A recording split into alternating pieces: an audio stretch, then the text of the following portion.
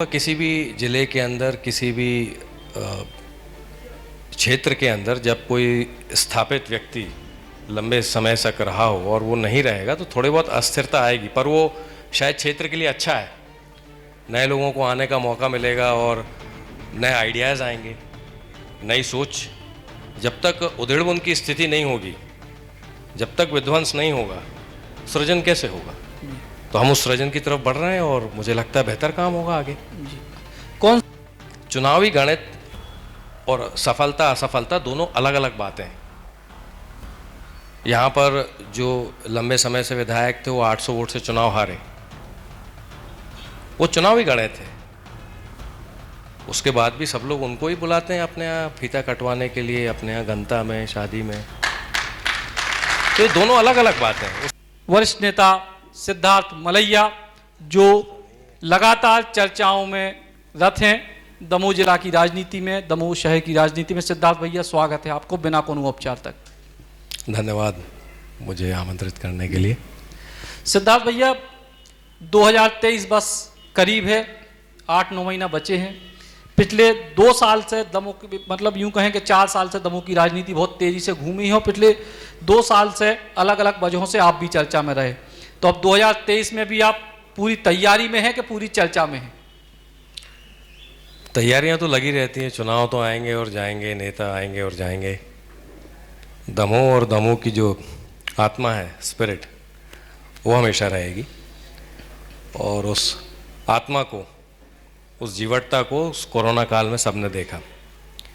उसको पहचानने की ज़रूरत है, उसको सहेजने की ज़रूरत है और उसको नियोजित तरीके से आगे बढ़ाने की ज़रूरत है। मेरा आपसे आग्रह है कि राजनीति पर हम बात करें, पर मैं क्या कह रहा हूँ, कर रहा हूँ, उससे ज़्यादा, जैसा कि आपने कहा था कि दमोह के विषयों पर चर्चा करेंगे, तो उसमें मैं नहीं हो सकता हूँ किसी और मंच से कभी।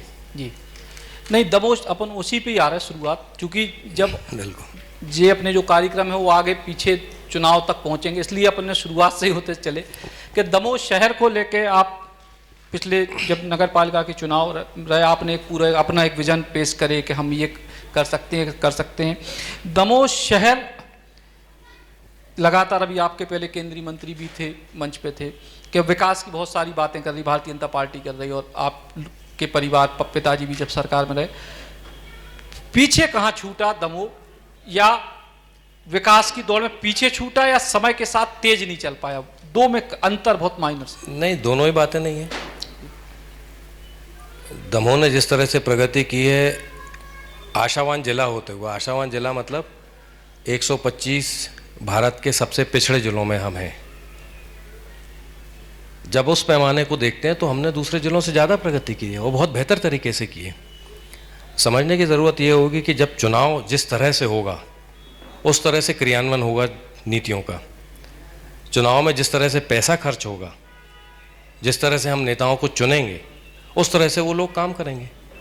अगर हम कहते हैं कि हम पीछे हैं और हम इंदौर क्यों नहीं हैं, तो इंदौर परंपराओं के दम से और जो उनकी काम करने की संस्कृति है, सबसे ही आगे है देश में। अगर हम जिस तरह से चुनाव हमारा होगा उस तरह से क्रियान्वयन अगले 5 साल होगा। हम बहुत बेहतर अगर दमोह को करना चाहें और बहुत सख्ती से करें तो अकेले कोई नहीं करेगा, कभी ये होगा भी नहीं। उसके साथ सारे कर्मचारी संगठन, जनता खुद, सब साथ में होंगे। मैं कॉलोनी का निर्माण करता हूँ, हम लोगों से कहते हैं कि इतना बिल्डिंग लाइन छोड़िए 8 फुट का। पैसे वाले लोग, करोड़पति, वो भी बिल्डिंग लाइन का उल्लंघन करते हैं, उनको नोटिस देते हैं। तो ये जब तक सब नहीं करेंगे तब तक नहीं होगा। हम किसी एक को नहीं कह सकते कि वो आएगा आगे और सब कुछ कर लेगा, संभव ही नहीं है। ये पूरी प्रक्रिया है, उस प्रक्रिया के अंदर धीरे धीरे सबको जोड़ना होगा और उसमें समय लगेगा। मैं मानता हूं कि जो आपका प्रश्न है वो मूलभूत तरीके से मैं सहमत नहीं हूं। दमोह ने जिस तरह से प्रगति की है, बहुत सारे और जिलों ने उस तरह से प्रगति नहीं की। लेकिन दमोह पिछले 4 साल से राजनीतिक अस्थिरता जैसी स्थिति रही, उठापटक बहुत रही। तो आपको लग रहा है कि पिछले 4 साल में चीजें छूटी हैं जो आगे बढ़ने वाली? ऐसा तो हमेशा ही होगा किसी भी जिले के अंदर, किसी भी क्षेत्र के अंदर। जब कोई स्थापित व्यक्ति लंबे समय तक रहा हो और वो नहीं रहेगा तो थोड़ी बहुत अस्थिरता आएगी, पर वो शायद क्षेत्र के लिए अच्छा है। नए लोगों को आने का मौका मिलेगा और नए आइडियाज़ आएंगे, नई सोच। जब तक उधेड़बुन की स्थिति नहीं होगी, जब तक विध्वंस नहीं होगा, सृजन कैसे होगा? तो हम उस सृजन की तरफ बढ़ रहे हैं और मुझे लगता है बेहतर काम होगा आगे। जी। कौन सी ऐसी चीज़ें हैं जो आपको लग रही है कि दमोह के चुनाव में मुद्दा बनने वाली हैं? मतलब चुनाव राजनीति की बात करें, जो मुद्दे हैं, अपन चूंकि जो मंच है वो मुद्दों का मंच बनाने की कोशिश हाँ। है, कि ऐसे कौन से मुद्दे हैं जो 2023 के विधानसभा के चुनाव में या 2024 के लोकसभा चुनाव तक दमोह में मुद्दा बनने वाले हैं आपके इतने दिन के अनुभव में? देखिए, दमोह के चुनाव में, दमोह विधानसभा की अगर बात करते हैं या दमोह जिले की 4 विधानसभाओं की, तो मुझे नहीं लगता कि पिछले 5-10 साल के अंदर, 15 साल के अंदर कोई ज्वलंत मुद्दा रहा हो। बातचीत का तो मुद्दा रहा है। उन्होंने कहा मेडिकल कॉलेज, तो मेडिकल कॉलेज नहीं आ पाया या मेडिकल कॉलेज आने वाला है, तो जब नहीं आया था तब उसने खिलाफ किसी ने वोट नहीं किया, और जब आने की घोषणा हो गई उपचुनाव के अंदर तब प्रत्याशी के लिए किसी ने वोट नहीं किया। तो मुद्दा बातचीत का तो हो सकता है, बहस करने का तो हो सकता है, पर वोटर को वोट करने के लिए, प्रभावित करने के लिए पिछले 10-15 साल के अंदर कोई मुद्दा नहीं रहा है। 2003 में मुद्दा था, बिल्कुल था, बिजली, सड़क, पानी। दिग्विजय सिंह जी का 5 साल का कार्यकाल था, उस समय वो मुद्दा था और लोगों ने दिग्विजय सिंह जी को हराया, भारतीय जनता पार्टी को जिताया नहीं था। बहुत लोग क्लेम करते हैं लेकिन ऐसा है नहीं। तब मुद्दा था, उसके बाद कोई ऐसा मुद्दा रहा नहीं, या मुद्दा बना नहीं पाए। हमारे सामने दोनों वरिष्ठ लोग हैं, पथरिया में मुद्दा बनना चाहिए था सिंचाई का रकबा बढ़ाने का। कृषि कर्मण अवार्ड मध्य प्रदेश को 3 साल लगातार मिला, आदरणीय बाबा जी भी यहाँ पर हैं, पर वो मुद्दा बना नहीं। कहाँ वो मुद्दा बना? उसके कारण किसी ने वोट दिया हो या उसके कारण किसी ने वोट नहीं दिया हो, ऐसा नहीं है। कछु दमोह के शहर के मुद्दों पे महेंद्र भाई, वरिष्ठ पत्रकार, आपसे सवाल। सर जी, आप लगातार कह रहे हैं कि दमोह ने विकास किया, विकसित हुआ, पर आपको नहीं लगता कि आज़ादी के बाद लगातार इस धरती ने मंत्री दिए हैं हर सरकार में, चाहे वो कांग्रेस की सरकार हो चाहे बीजेपी की सरकार हो, एक नहीं 2 मंत्री रहे, कई दफा तो 3 मंत्री रहे, उससे कोई फर्क नहीं पड़ता। तो मंत्री उस रेशो में विकास होना चाहिए था, वो हुआ क्या? हाँ बिल्कुल, ज़्यादा हुआ। मैं कह तो रहा हूँ आपसे, आपके पास वित्त मंत्री था, आपके पास सीनियर मोस्ट मंत्री थे, आपके पास सीनियर मोस्ट विधायक थे, और वो भी मंत्री बने, दोनों लोग साथ में भी रहे, बिल्कुल हुआ। जो पैसा आपके जिले को मिलना चाहिए था उससे ज़्यादा मिला। हाँ, हम उसको खर्च कैसे कर रहे हैं उसके लिए परंपरा और संस्कृति की जरूरत है। खर्च की मॉनिटरिंग किसको कर रही थी? नहीं, हर एक चीज़ नहीं, ऐसे नहीं। ऐसे तो मैं बोल सकता हूँ पत्रकारों ने अपना काम नहीं किया, उन्होंने मॉनिटरिंग की, उन्होंने आरटीआई लगा के लोगों को फंसाया नहीं, क्यों नहीं किया कटघरे में खड़ा? ऐसा नहीं है। मैं तो आपको बहुत सिंपल उदाहरण दे रहा हूँ। हम आशावान जिले में से हैं, सबसे पिछड़े जिले में से हैं। क्यों हैं?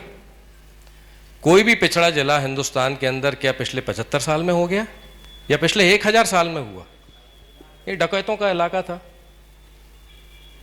यहाँ पर हर चौराहे पर अलग अलग कोई गुंडाई होती थी, अपराध था। आप एक तरफ कह रहे हैं कि विकास हुआ है, दूसरी तरफ आप कह रहे हैं कि हम पिछड़े जिलों में हैं। हाँ, है रिकॉर्डेड पिछड़े जिलों में हैं। तो क्या हुआ 35 सालों में या आजादी के बाद से आज तक? हाँ, बहुत अच्छा काम हुआ है। यही कि हम पिछड़े में गए। हाँ, पिछड़े में तो पहले से थे, आपसे सुने नहीं, फिर से दोहरा देता हूँ। पिछड़ा जिला होना 1000 साल में हुआ है, 75 साल में नहीं हुआ है। फिर से दोहरा दूं। फिर जिनको आप गिना रहे हैं उनका क्या एहसान है? किनका एहसान? तो है ही नहीं, उनकी जिम्मेदारी थी।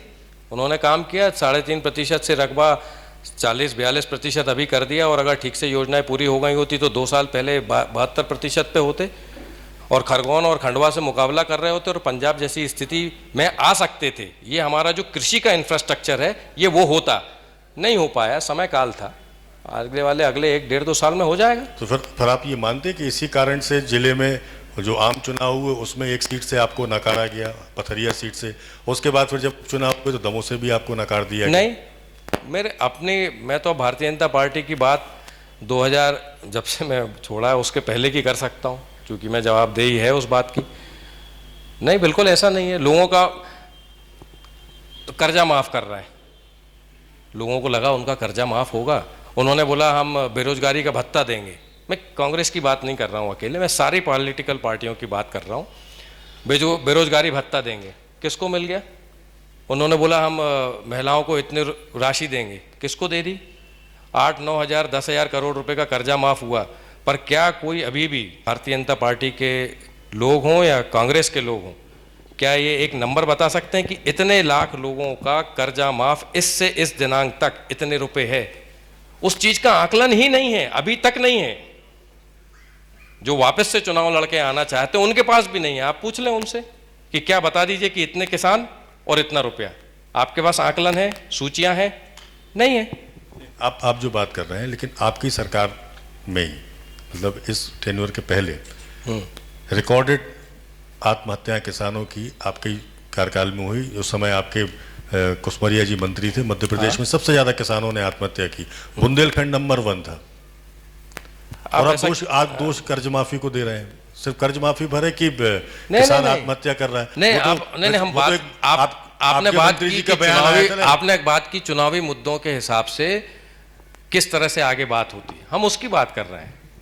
अगर हम कहें कि कर्ज माफी वाली बात है तो ये कहने की बात है कि हम कर्ज माफी के मुद्दे पर, मान लो मैं कहता हूं कि हम इतने रुपए हर महीने बेरोजगार को देंगे और उससे कोई सरकार बना लेता है, तो इसका ये मतलब नहीं है कि आपको नकार दिया गया है। भारतीय जनता पार्टी को तो उस नकारने में भी, जब 2 सीट उनकी 3 सीट कम थी, उसके बाद भी उनसे ज़्यादा वोट मिला था। चुनावी गणित और सफलता असफलता दोनों अलग अलग बातें हैं। यहाँ पर जो लंबे समय से विधायक थे वो 800 वोट से चुनाव हारे, वो चुनावी गणित है। उसके बाद भी सब लोग उनको ही बुलाते हैं अपने यहाँ फीता कटवाने के लिए, अपने यहाँ गंता में, शादी में। तो ये दोनों अलग अलग बातें हैं। उससे इस चीज़ का चुनावी गणित से ये श्रद्धेय अटल बिहारी वाजपेयी जी चुनाव हार गए ग्वालियर से, देश के प्रधानमंत्री बने, हमारा गौरव है और सबके लाडले हैं, वो दिलों में बसते हैं। चुनाव हार गए, किससे हारे? जो जिनकी रियासत थी वहाँ 250 साल से, उनसे वो चुनाव हारे। तो इसका ये मतलब थोड़ी ना है कि श्रद्धेय अटल जी असफल हो गए। ग्वालियर का गौरव बने कि ग्वालियर ने एक प्रधानमंत्री दिया। बस एक आखिरी सवाल सिद्धार्थ भैया के, दमोह को विकसित दमोह या बेहतर दमोह के तौर पे आप कैसे देखते हैं? मैं मानता हूं कि जैसे परीक्षा एक प्रक्रिया है, वैसे ही चुनाव एक प्रक्रिया है। हम चुनाव में जो मुद्दे लेके जाना चाहते हैं, जो संकल्प पत्र लेना के जाना चाहते हैं, क्या लोगों के भी वो मुद्दे हैं? लोग क्या उस बारे में बात कर रहे हैं? और नहीं कर रहे हैं तो कैसे कर सकते हैं? लोग अपना वोट, अपना मताधिकार अपने तरीके से जब देंगे, वही मुद्दे तय करेंगे और वही अगले 5 साल तय करेगा कि आपकी राजनीति कितनी शुचिता से हो या ना हो। बहुत कोई आदमी करप्शन करता है और उसके बाद भी हम उसको जिता के लेके आते हैं। कोई आदमी करप्शन करके विधायक, सांसद कुछ भी बन जाता है, पर हमें फक्र महसूस तब होता है कि जब वो हमारी शादी में आ जाता है, हमारे घर आ जाता है, तो हमें लगता है कि हमारा महत्व बढ़ गया। जब समाज में इस चीज़ को स्थान मिलेगा, उसकी एक्सेप्टेबिलिटी हो जाएगी कि करप्शन कोई मुद्दा नहीं है, तो फिर क्यों कोई उससे बचेगा? तो ये तो मतदाता को तय करना है, और दमोह का मतदाता पहले से आज बेहतर जानकार है और समझदार है, क्योंकि उसने बदलाव भी देखा है और इसलिए वो बेहतर मत का अपने प्रयोग करेगा। बहुत बहुत धन्यवाद सिद्धार्थ मलैया जी, जोरदार तालियां। और अब हम स्मृति चिन्ह और पुस्तक भेंट करें सिद्धार्थ मलैया जी।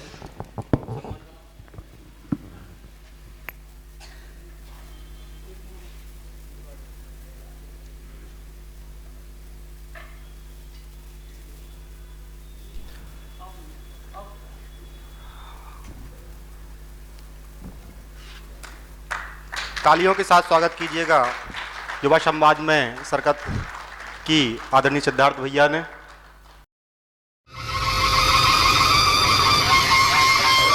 होटल रॉयल पैलेस सागर बुंदेलखंड का सबसे शानदार वेडिंग डेस्टिनेशन, बड़ा ग्राउंड और सागर का सबसे बड़ा बैंकेट हॉल। अपनी खुशियों को बनाए खास। होटल रॉयल पैलेस जहाँ पे है 45 लग्जरी रूम्स, आकर्षक AC banquet hall, pure veg स्वादिष्ट व्यंजनों के लिए कोहिनूर रेस्टोरेंट, कॉर्पोरेट जगत के लिए conference meeting hall, birthday party, kitty party को बनाए यादगार, स्विमिंग पूल और रेस्टोरेंट एंड डायमंड बार यानी रिफ्रेशमेंट का द्वार, और बच्चों के लिए गेम जोन भी। सर्वोत्तम निर्माण के लिए माइसन सीमेंट।